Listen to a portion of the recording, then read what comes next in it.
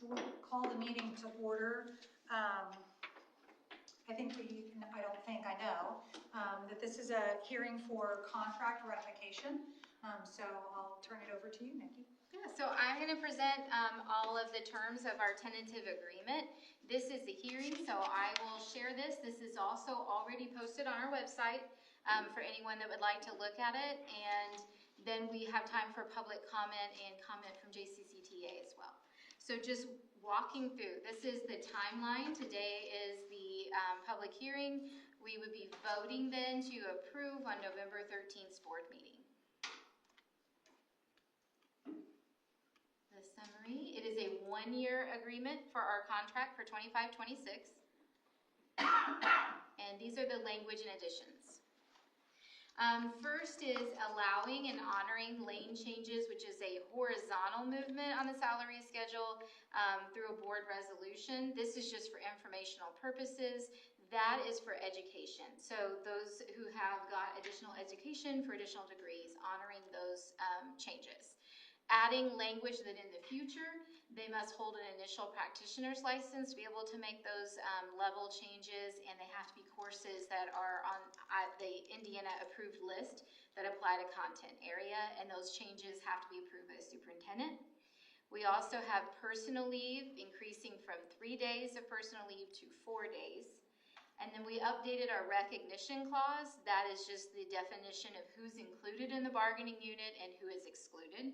That needed updated, so we worked through that process. Next slide.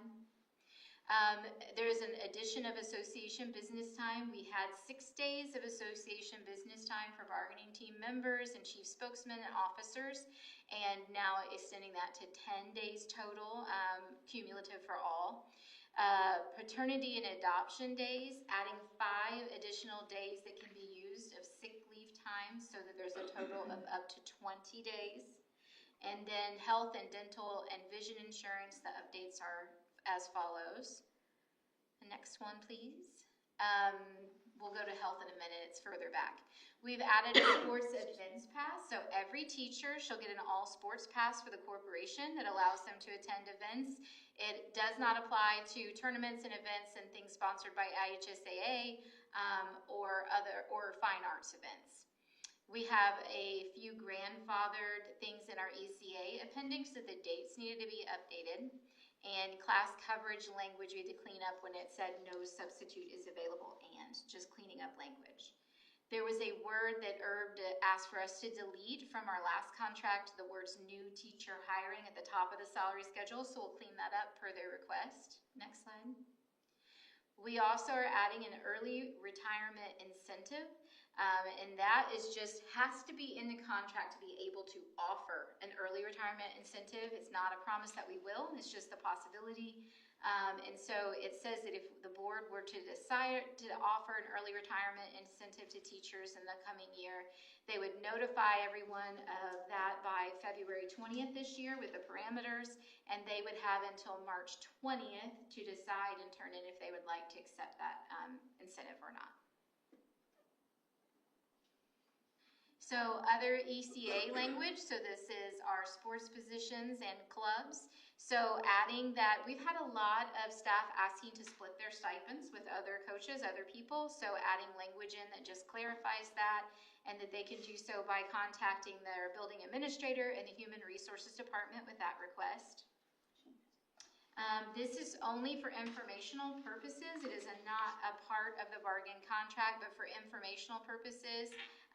Looking at what would the stipend amount be if we had boys varsity volleyball for a coach and assistant coach, and then also splitting middle school co-ed soccer into boys teams and girls teams, and what would those coaching positions be paid in that case. Grievance procedure being updated to match what is standard in the state with that 4th step of the grievance process, meaning that a grievance could go to the board after it goes to the superintendent at the 3rd step. So next slide, please. And this is the timeline of how that grievance would work, how many days that the board has for that opportunity to review that request and then to submit an answer.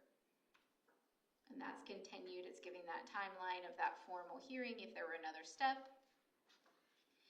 So then, overall, we've had a lot of conversations with JCCTA in the last year about our financial situation and how we are trying to be fiscally responsible and make the adjustments that we need to in order to move forward in a healthy financial position. And I believe those conversations have been able to have been had in the last year because of the great leadership of that team. They have taken on a lot of work of helping navigate some very difficult decisions in a very human way. And I've appreciated all of their hard work. As part of that conversation being that at this point financially, the best fiscal responsible decision would be to have a stipend instead of a base pay increase for this year. It is only a one-year contract. And so that base stipend would be $1,250. The insurance information, we have from our CISIC consortium what the rates for next year would be. The medical insurance rates increasing 5%, cost to the employee. The increase for dental is 12.5%, and then there's no increase with vision insurance. And then this was their slideshow that they presented to the teachers and so graciously allowed us to use as well, just so we were all on the same page. So you don't have a vote today. That was from their contract ratification.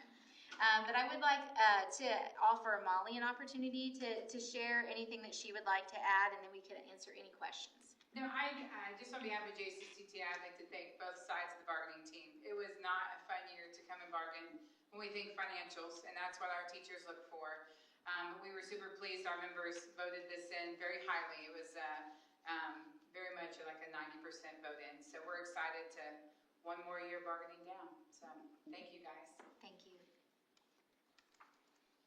Any questions? And then if we have any public comment.